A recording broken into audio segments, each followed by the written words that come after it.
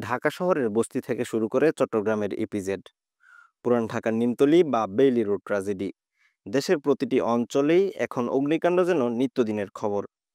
কোথাও বৈদ্যুতিক short circuit, কোথাও গ্যাস সিলিন্ডার বিস্ফোরণ, আবার কোথাও অসাবধানতার কারণে লাগা আগুন মুহূর্তেই ছড়িয়ে দিচ্ছে ধ্বংসলীলা। প্রতিবারই আগুন নেভাতে ছুটে আসে ফায়ার সার্ভিসের কর্মীরা। সীমিত সরঞ্জাম আর প্রাণের ঝুঁকি নিয়ে যুদ্ধ করতে হয় আগুনের সঙ্গে। কিন্তু প্রশ্ন থেকে যায়, বর্তমান প্রেক্ষাপটে এই ঘন ঘন অগ্নিকাণ্ড মোকাবেলায় আমাদের ফায়ার সার্ভিস কতটা প্রস্তুত? তাদের হাতে কি পর্যাপ্ত সরঞ্জাম, প্রযুক্তি আর প্রশিক্ষণ আছে? দেশে অগ্নিকাণ্ড প্রতিরোধ ও নিয়ন্ত্রণ ব্যবস্থার সক্ষমতা কতটুকু? আজকের পর্বে সবগুলো প্রশ্নের উত্তর খোঁজার চেষ্টা করব। আর সম্পূর্ণ পর্বের জুড়ে আপনাদের সাথে আছি আমি সৈয়দ আমিনুল ইসলাম।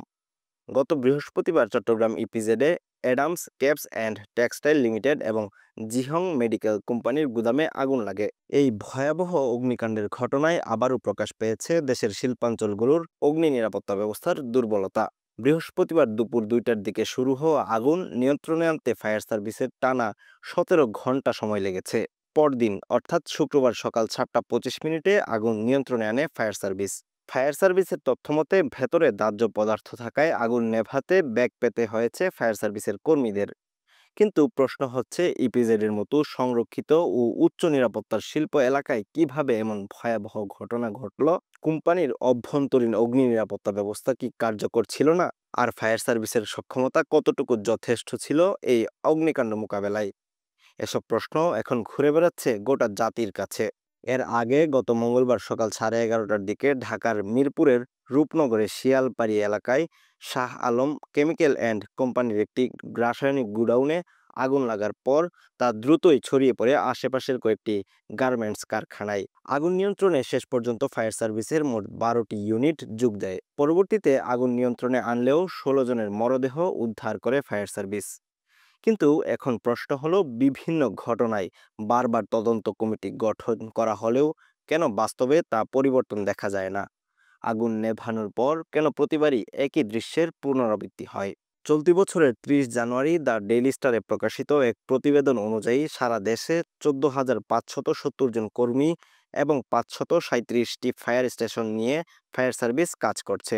বিভিন্ন প্রতিবেদন এবং উইকিপিডিয়ার তথ্য বিশ্লেষণ করে দেখা যাচ্ছে, সরঞ্জাম থাকলেও পুরনো বা অকেজো অনেক সরঞ্জাম।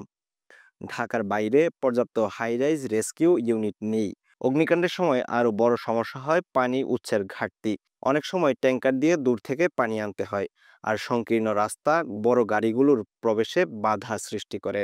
ফলে আগুন নিয়ন্ত্রণে দেরি হয় এবং ক্ষয়ক্ষতিরও পরিমাণ বেড়ে যায়। ফায়ার সার্ভিস প্রতিটি আগুন নিয়ন্ত্রণে সাহসিকতার সঙ্গে লড়াই করছে, কিন্তু সীমিত সক্ষমতায়। অগ্নিকাণ্ডের হার যেমন বেড়েছে, তেমনি বেড়েছে ঝুঁকি ও ক্ষতির পরিমাণ।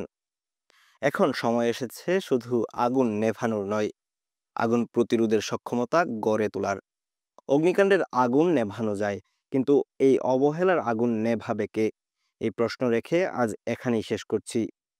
দেখা হবে পরবর্তী ভিডিওতে নতুন আরেকটি আলোচনায়। ততক্ষণ সঙ্গেই থাকুন। আল্লাহ হাফেজ।